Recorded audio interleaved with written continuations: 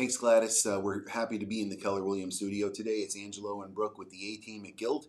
We're going to talk today a little bit about the kind of documentation you're going to need to provide when you officially you're purchasing your home, you go under contract. What's next? We get a copy of the contract, we get your supporting documents. So Brooke's going to get us started on what kind of documents we're looking at when we do that. Yeah, so the documents that I'm going to be asking for, one, your pay stubs, your last 30 days pay stubs. We really want to see those to see the overtime that you have, and a breakdown of your year-to-date income, what's showing on your pay stubs.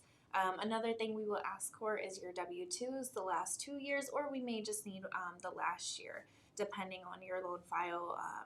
That'll depend on what we need.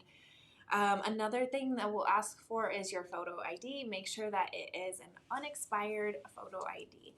And lastly, the last 2 months bank statements. We'll need all pages of both your bank statements and showing the funds to close. Any large deposits that are on your bank statements will need to be sourced, will need to be verified. Like, we need documentation for where those large deposits come from. And there's going to be, more or less documentation depending on where, what your loan file looks like. So Angelo is going to talk a little bit more. Yeah, so I'm going to start off, somebody that's self-employed coming to us. Anything that you state with your income, it's got to be verified on paper, whatever we could use for your income. You're going to need your last couple of years of tax returns.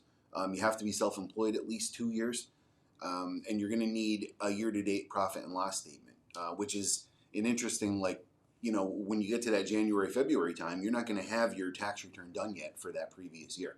So we can't just go by what you're telling us you made that year. So we're going to need you to get a profit and loss statement prepared for that year so that we can compare it to the previous year, see where you're at. When you're self-employed, they want to see a trend of whether the income's going up or down. That could affect things. So very important that we get the proper documentation up front on that. If you're retired, we need to see a copy of your most recent award letter. We need to verify the monthly amount you're getting. Just to touch on that a little bit, like Brooke had mentioned about the pay stubs, which is pretty obvious. If you're working, we're going to need those, but everything has to match. You don't want the underwriter to get into these documents and have reasons to question things. If you say you work full-time, we get your pay stubs, and your last couple pay stubs you worked 24 hours a week.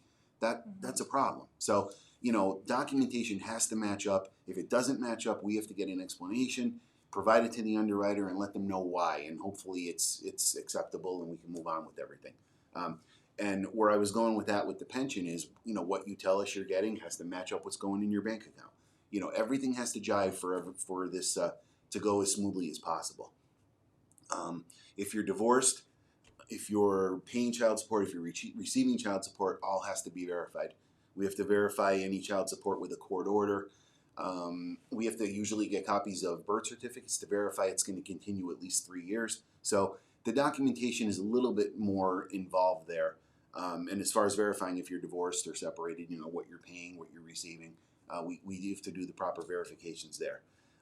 Lastly, any bankruptcy or foreclosure, you're going to need to provide all that paperwork. The dates, how you filed, it's all very important to us. Depending on the type of loan you're getting, it might be okay if it's 2 or 3 years old. Or another type of loan, it might have to be 7 years old. So the dates on those are very important. Make sure you have that paperwork ready to go to give to your lender to make sure you're not going to run into a roadblock after you've done your shopping, found your house, gone under contract, and then realize there's a problem. So have anything ready up front regarding a bankruptcy or foreclosure. We're going to need it. We're going to need it up front to verify the dates match and we can still help you out. So, want to get us wrapped up, Brooke? Yeah, so overall, if you didn't catch everything that you'll need, we will ask you along the way for, whatever we're going to need. So don't worry about that. We'll guide you every step of the way here. Thank you guys so much for listening to us. And if you have any questions or would like to learn more, our link is in the description. So head there and reach out to us. Thank you so much and have a great day. Have a great day. Thanks.